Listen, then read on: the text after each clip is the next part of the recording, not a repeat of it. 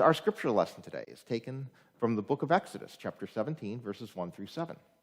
From the wilderness of Sin, the whole congregation of the Israelites journeyed by stages as the Lord commanded. They camped at Rephidim, but there was no water for the people to drink. The people quarreled with Moses and said, "Give us water to drink." Moses said to them, "Why do you quarrel with me? Why do you test the Lord?" But the people thirsted there for water, and the people complained against Moses and said, "Why did you bring us out of Egypt? To kill us and our children and livestock with thirst?" So Moses cried out to the Lord, "What shall I do with this people? They are almost ready to stone me." The Lord said to Moses, "Go on ahead of the people and take some of the elders of Israel with you. Take in your hand the staff with which you struck the Nile and go. I will be standing there in front of you on the rock at Horeb. Strike the rock, and water will come out of it so that the people may drink." Moses did so in the sight of the elders of Israel. He called the place Massah and Meribah because the Israelites quarreled and tested the Lord, saying, "Is the Lord among us or not?" Friends, this is the word of the Lord. Well, about 12, 13 years ago, I came across an author named Will Bowen, sort of a motivational speaker, and he had this idea. His whole thing, which continues to this day, is to create a complaint-free world. And so he had these, I don't know what they call them, those elastic, big rubber band, imprinted bracelet thingies. So he had them made, and they say complaint-free world on it. And the idea was to challenge yourself to stop complaining. And the way it would work is that you would buy this bracelet from him and you would put it on your wrist, and every time you complained, you would move it to the other wrist. All right? And the goal was to go 21 days without moving your bracelet. All right? Now, I never did this. I never got the bracelet because I figured my wrists would be blistered by the end of a day, going back and forth. And so I never went with that. It's like, yeah, okay, I didn't. But it was interesting. Now, by the way, great story. What was his occupation before he became a motivational speaker where he came up with this idea? He was a minister. Where this started was he had 250 of these made, and he gave them to his congregation.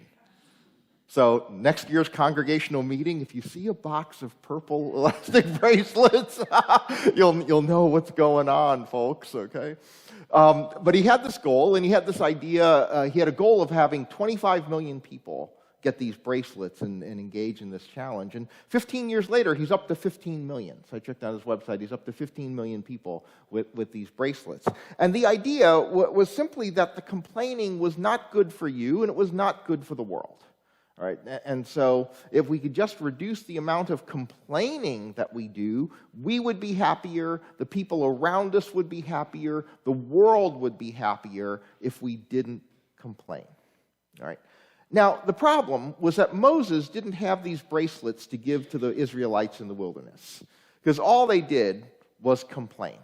And so our story has them in this wilderness. By the way, that word sin is not the English word sin. It just happens to be the transliteration of the Hebrew letters for the place. So in Hebrew, the letters are the S-I-N. It has nothing to do with the English word sin. Okay, that's why I pronounced it more the way you would in Hebrew of sin, because that's what it is. It has no meaning of sin. So it's not like they were complaining and that made it a sinful place or anything like that. There's no relationship between the place name and the English word. Okay, it's just the name of a place that sounds like an appropriate English word for what they were doing. And so they're there, and they've been in the wilderness. Remember, after the Exodus, they've been in the wilderness, and they're going as God has told them to go, and they end up at this place where there's no water for people to drink. And they're upset. Now, here's the backstory to this. We're in the 17th chapter of Exodus. That's where this passage comes from. This was a common occurrence. The lack of resources in the wilderness was a recurring theme. And this isn't the first time they were out of stuff. They had come across a place where the water was undrinkable. okay? And then the water became pure. They were complaining there is no food, and then God gave them manna. All right, so every time they would go from place to place, and they kept finding themselves without resources, and they complained every single time, we don't have this, we don't have that, we don't have this. And every single time, God solved the problem. Right? And so they get to this point in their journey, and now there's no water to drink. And what do? They do what they've been doing all along. They complain. And so they quarrel with Moses. And Moses is basically saying, look, he says, why do you quarrel with me? And then he says, why do you test the Lord? See, the thing that he's trying to remind them is that this isn't on me, this is on God. All right? I didn't bring you out here, God brought you out here. I didn't decide to go down this path, God decided to go down this path. I didn't tell you to camp out here, God is the one who told us to camp out here. Why are you putting this on me when this is God's doing all along? But they continue to blame Moses. They go, why did you bring us out of Egypt? To kill us and our children and our livestock with thirst? Okay, by the way, that's not the first time they made this complaint. This complaint shows up over and over and over. It's like, did you bring us out here to kill us? Did you bring us out here to kill us? Because we're going to die here. Every single time. And every single time, they direct their anger at Moses, despite the fact that this isn't Moses' plan. See, they forgot that God was the author of the plan. Remember, Moses didn't even want the job. All right, when God calls Moses, Moses is like, you don't want me. I'm not fit to do this job. Moses didn't even want the job. He didn't apply for the job. He didn't want the job. He wanted to turn the job down. He didn't want it. But God gave it to him. And then God led the Israelites using Moses, led them out of Egypt, led them into the wilderness, led them through the wilderness, and the people kept forgetting that this was God's plan all along. We forget this. It's God's plan. The plan that you're on is God's plan. We are on God's plan for our lives. Your life is God's plan for what's going to happen. And yet we often put our anger, we put our complaints, we put it in different places, forgetting that God is the author of the plan of our lives. So Moses, fed up, cries out to the Lord, what shall I do with this people? They keep complaining. It's getting violent, God. It looks like they're going to stone me. Right? Looks like they're going to kill me. And it's not even my plan. It's not my plan. I didn't want this job, and the people are rebelling against me, and it looks like it's getting violent. So God tells Moses, well, here's what you do. He says, go ahead of the people. Take some elders with you. Take some people that the people trust who can be witnesses to what I'm going to do. Take them with you. And then he says, take the staff with which you struck the Nile. Now here's what's going on with this. The staff isn't magic. It's not like a magic staff, okay? But the staff is symbolic. You see, at various points where problems got solved, different things were used. Like I mentioned, where they come upon this place where there's a pool of undrinkable water, all right? And God tells Moses, take this piece of wood and throw it into the water, and the water will be pure. So Moses does it. It's not that the wood is magic. The act, the doing of it, was the symbol of the obedience, right? It's simply saying, okay, I'm going to listen to you, all right? And so God says, just do this. And Moses doesn't say, well, what is this supposed to do, okay? You know, and he throws it into the water, and it purifies it, okay? So it was an act of obedience. And so it's not that the staff is magical. It's that the staff is symbolic. And this particular staff has a real importance to the story. The staff gets mentioned back in chapter 7 of Exodus, and here's the verse where it gets mentioned. Moses and Aaron did just as the Lord commanded. In the sight of Pharaoh and of his officials, he lifted up the staff and struck the water in the river, and all the water in the river was turned into blood. So this is the opposite act, all right? So this staff is not like some godly Brita filter that just goes in and makes everything drinkable, okay?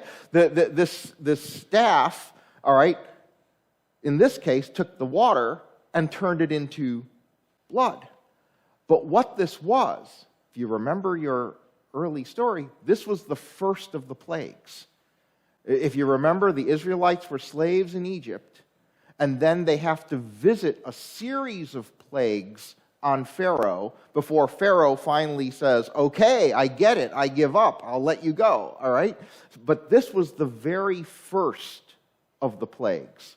So this staff recalls the start of the journey, the start of the Exodus, the start of telling Pharaoh to let the people go and get them into the wilderness. This harkens back to the beginning of it all, the reminder that this whole thing has been God's plan all along.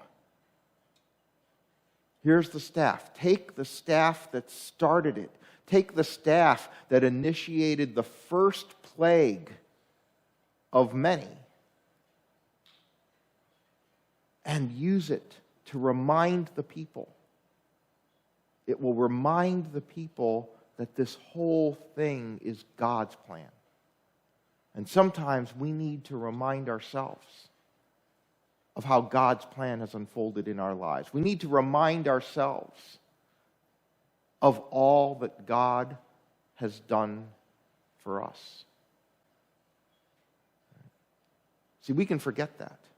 We can forget that when we're in the midst of trouble, when we're in the midst of a problem phase, when we're in the midst of times that seem very disquieting to us. We can be in that place and we can be wondering, are we going to get through? What's going to happen? And the thing to remember is that you're here.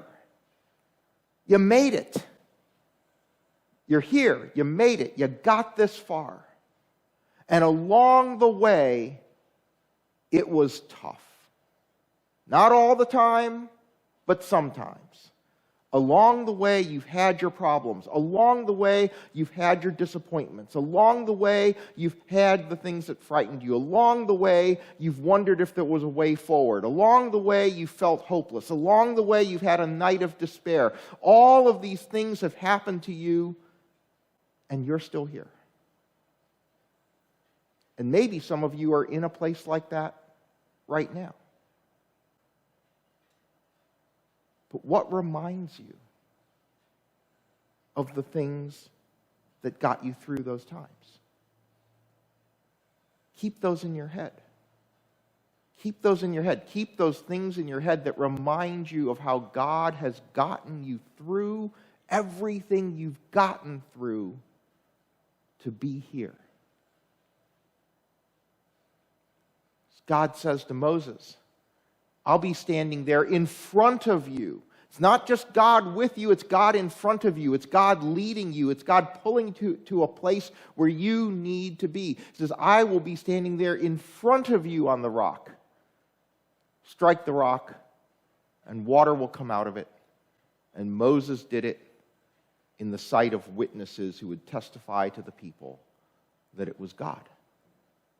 But God is always in front of us. God is always in front of us, and our job going through our lives day to day is to move to wherever God is.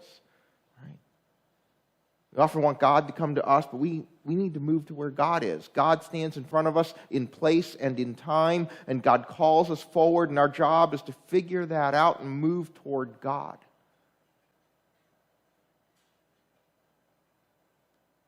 So when this ends, when this happens, Moses names the place. Names it Massah and Meribah. Now, because the Israelites quarreled and tested, that's what those words mean. It refers to the quarreling and the testing. He didn't name it like water fountain, okay? Because it wasn't about the water. The significance of this place was that this was the place where the Israelites quarreled and tested. They argued with God, they tested God, and they wondered, is the Lord among us or not? They had forgotten that the Lord was with them. They had forgotten that the Lord was leading them. They had forgotten that God had initiated the Exodus. They had forgotten that God had put them on this path. They had forgotten that this was all God. And sometimes when I find myself in that place where I'm wondering, God, are you with me? Are you among us? Are you here in front of me? Are you leading me? I have to look back in my own life and say, okay. But when it looked bad here, this happened. When it looked bad here, this happened. And when it looked bad here, this happened. And I moved and I moved and I moved, and I'm still standing. Got here. So I wonder, what have you endured? Have you forgotten? Have you forgotten all the things that you've endured, all the things that you've survived, all the things that you've gotten through, all the struggles that you've overcome? Have you forgotten these things? And in each of those things, how was God involved? God was there. You know, we have this thing in our standard Presbyterian theology of we don't believe in luck. When I was a kid, the pastor would, if you used the word luck, he would very sternly say, we don't believe in luck. Right? Maybe not the nicest way to say it, okay? But we have instead this theological word, this doctrine of providence is what we call it. Providence. God is providing. Okay. So, you know, your car breaks down on a lonely road and a car comes by with someone who's ready and able to help you with your car. All right? That is not luck. We do not believe in luck. That is not a coincidence. We don't believe in coincidences. That's providence. It's God providing. That time when you were feeling really low and somehow a friend decided to call you at just the right time, it's providence.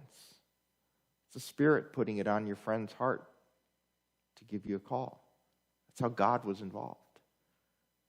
So in all these things where you go, wow, it looked really bad, it looked really dark, it looked really awful, and somehow something happened, it's providence at work. That's God. And in all these things that you've gone through in your lives, when you realize that God was there and God was active, why wouldn't God continue to be?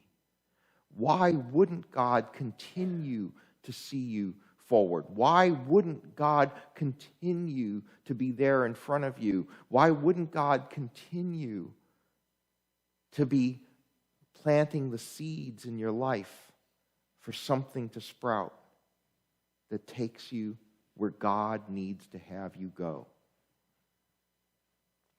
See, the thing about that complaint bracelet, I thought was interesting, was in order to do this, he had to define complaint.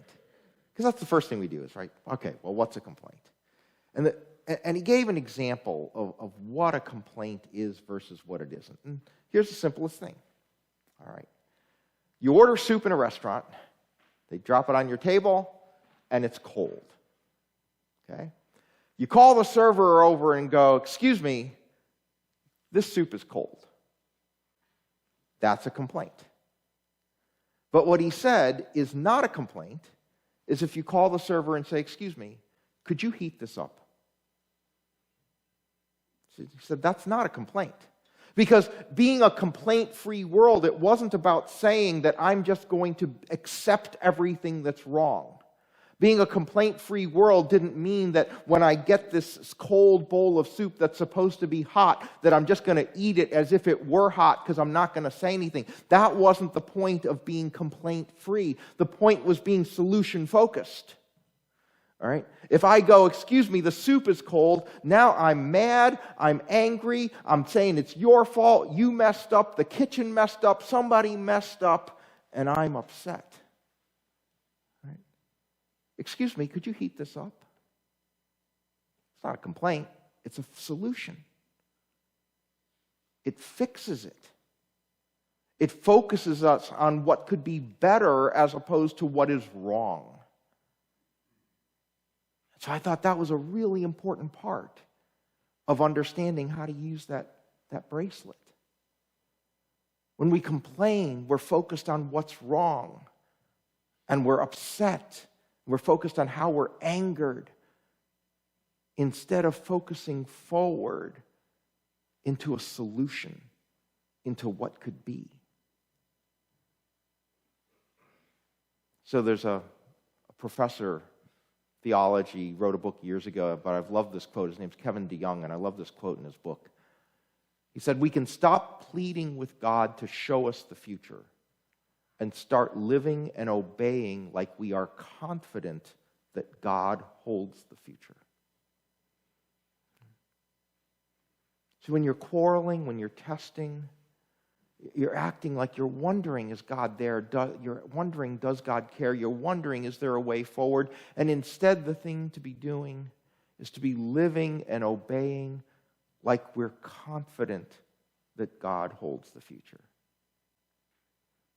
Imagine the Israelites getting to this place where there is no water. If they were confident that God had brought them there and God held their future, they wouldn't be complaining to Moses. They would be saying, I wonder when the water's going to show up. Or I wonder how God is going to sustain us so that we can endure this. They would not be thinking we're going to die of thirst here. But instead they would be confident that the God who held their future, the God who had initiated this plan, the God who brought them into the wilderness, was going to see them through. And they should have developed this confidence by remembering all those other times that God brought them through. Right? None of them were saying to each other, but remember the manna? Remember the impure water? No. They had forgotten. And sometimes we've forgotten. Sometimes we have failed to remember all the things we've endured to get us this far. And when we hang on to that memory, it reminds us that God isn't going to stop. And so we can keep going, confident that God holds our future. And so no matter what it is, no matter what you've been through, God got you this far. And for what you're facing now, you've got this because God's got you. Amen.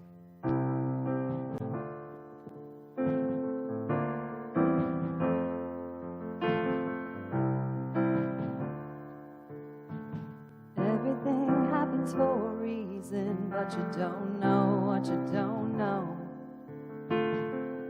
And you'll never have peace if you don't let go of tomorrow. 'Cause it ain't even fake till your plan falls apart, but you still choose to follow. If it doesn't make sense right now, it will when it's over. There will be joy in the morning. There will be joy.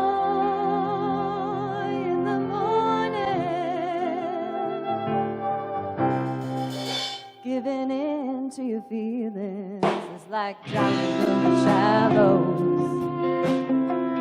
Oh, you gotta keep believing even in the middle of the unknown. 'Cause grace will be there when you come to the end of your rope and you let go. It may feel like you're going down now, but the story isn't over. There will be joy.